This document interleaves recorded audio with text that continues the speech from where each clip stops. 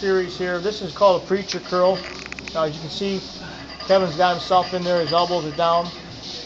Now, I personally don't like doing both arms at the same time because it does major stress on my elbows. I can't stand it. So I do one arm at a time. So basically, you can do one arm or two arm, whatever whatever works for you. That works for me because I don't like the pressure on my elbows. So and you can see how he's going all the way down. Don't work, like I say, main thing is you want to control the weight just like we've been talking the whole time. Everything's controlled. You don't want to get it out of control where you're forcibly putting a lot of stress on your elbows on the way down, because you could dislocate an elbow very easily if you get crazy on this exercise. Comes up. Now this is like I say, a 45-degree arm curl is what it is, which can be changed by different attributes of putting different weights on different benders here, but I don't know how much that really works or whatever. But the main thing here is what we're working on. This exercise is the bicep. And it's going to put on a peak on your bicep. This actually was originated from the Larry Scott. This is called the Scott curl, is what it's really called. But as you can see here, this is a real good finishing exercise. Some guys just do just this exercise. And it's a real good exercise as far as for a peak of your bicep. Say you want to make sure he's keeping how he sees his arm. He's not move. It's not coming off. You don't see his arm raising off the bench. Again, you have to adjust the seat where it should be right underneath your armpit, because if you're too high, then see how you're going to. Now, if you're too high or too low, if you sink too low, your elbow is going to come off, and if you're too high, you're going to be hunched over, and you don't really want that. So you just have to, like I said, the seat's adjustable. You adjust to whatever fits your comfort zone, and then you go to it. Again, 3 sets, 10 to 12. Again, this is another good exercise for women. All these exercises we showed you today are universal. You can do them. Women or guys can do them, and not feel, like I say, intimidated as far as that it'll do any. It's not going to make you big or scary looking anyway. Now, the exercise we showed you today, there's plenty of other things to do. Eventually, like I say, we're going to do some little more hardcore stuff where you're going to see a little bit more of strip sets and forced reps. You ain't seen any of that kind of stuff today. Where actually, if you're really looking to put some size on, that's what you're really going to have to do. And like I was saying earlier, once you're done here, after you're done with your workout, you want to get in at least, I believe, at least 40 grams. Again, it has to do with how big you are as far as your body weight, but you can go 40 to 60 grams of protein as soon as you get done working out. You want to get that in 75 grams of carbs in within 30 minutes. You got like a 30-minute window, which your body absorbs all that nutrition like crazy, like a sponge.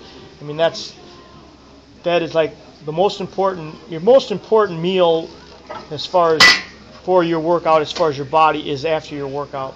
Your body just absorbs all this stuff. So that's why you want to get a good protein source. A lot of guys use that's where you're going to see a lot of guys do protein shakes, and you don't have to do that.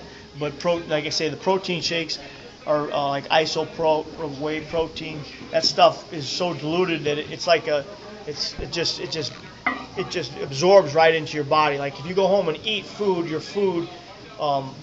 the food cannot digest at that rate that you can get from a protein shake. So that's the difference on hardcore, like a bodybuilder, for hardcore bodybuilding. Now, if you're just like the average, you still can do it, and it's great to do that. But if you can't afford it, you go home and just have some good protein source, some chicken or some lean meat or and then turkey. As soon as possible after you work out.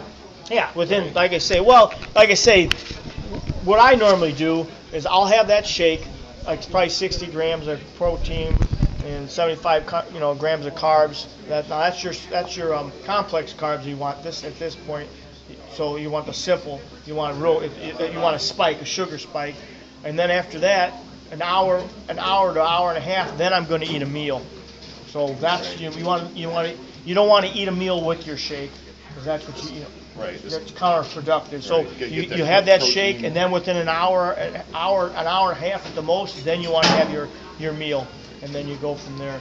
But I mean, there's so much. There's a lot of tricks to it, to a lot of things. I mean, that hopefully eventually we'll show you along the way to get to your like I say, what you want out of your lifting program. It's as simple as that. If you have any questions, or if you didn't like something, or if you want to see something different, or you have any questions as far as something nutrition-wise, or cardiovascular-wise, I'm not really going to show you the cardiovascular stuff because that's kind of basically easier. We'll probably have a session maybe just of all cardio where they can show you how to work the machines. But when you come into the gym, most of the people that run the gym, they'll teach you how to run the cardio machines.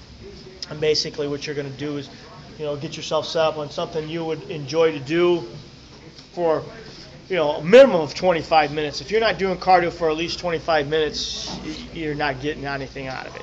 It takes at least 25 minutes for you to even start burning body fat to even get anything out of it. So if you're not spending at least 25 minutes on the treadmill and getting your heart rate up where it should be, you have to figure that out with your BMR rate. Say 140 or whatever. You can do high intensity, or you can do again, it's whatever program you're on or whatever you want to do. But if you're not at least getting 25 minutes of cardio, consistent cardio where your heart rate is up, you're wasting your time. It's as simple as that. Now, you don't need to do 25 minutes of straight treadmill. If you get bored, you get off the treadmill, you go do elliptical. Elliptical is like probably the best thing you can do as far as for your body. No stress on your knees, no stress on your joints. I'm not a big advocate of running on a treadmill. It puts a lot of stress on. Now, have I done it? Will I do it? I've done it. I do it sometimes, but I'd rather walk on a treadmill because of the pounding for your knees. But there's, like I say, there's all kinds of different cardio you can do. And then, like I say, you can even come into the weight section here and do the cross training machines here and get somewhat of a cardio effect out. But again, everything has to be, if you're going to do the cardiovascular stuff, then you're talking a minimum of 45 seconds rest in between a set, because you don't want your heart rate to drop below a certain pump per minute. So, like I say, as we work on through this journey here, trying to help you get to your level, what you're looking for, your goals. Like I say, we're looking for feedback. If you have any questions, feel free. If you don't like something, or if we're doing something that you think we're doing something wrong, hey, that won't be the first time I've been told I'm doing something wrong. Hit us up, let us know, and have a good day.